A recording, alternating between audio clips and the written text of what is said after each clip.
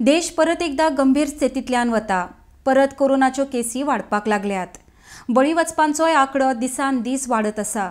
सरकारान जागृत रावंक नाशिल्ल्यान देशांत ऑक्सिजनाची कमी जाल्या। वासिनां दितात थंय सुद्धा आयज राजकारण करपाक लागल्यात।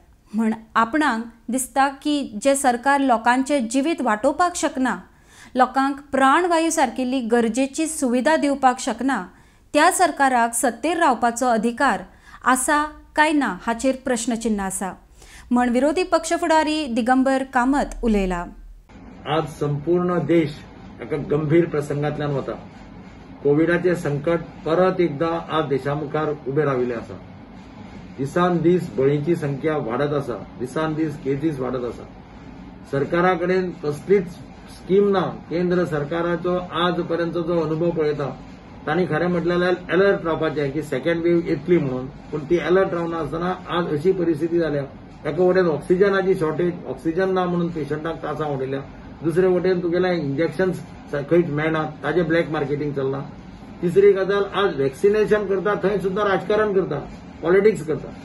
आनी म्हणून म्हाका दिसता जे सरकार लोकांचो लायफ वाचोवपाक शकना, जे सरकार लोकांक ऑक्सिजन दिवपाक शकना, ह्या सरकाराक सत्तेर रावपाचो अधिकार आसा काय कितें हाजेर प्रश्नचिन्ह आसा।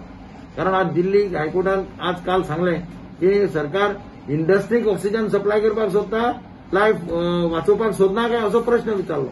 आनी ऑक्सिजनाचेर कितें कितें सिच्युएशन आसा तें सगळें आपल्याक हाडून दिवचें। अशा परिस्थितीत ह्या सरकारान म्हाका दिसता लोकांच्या जिवनां कडेन खेळचें न्ही।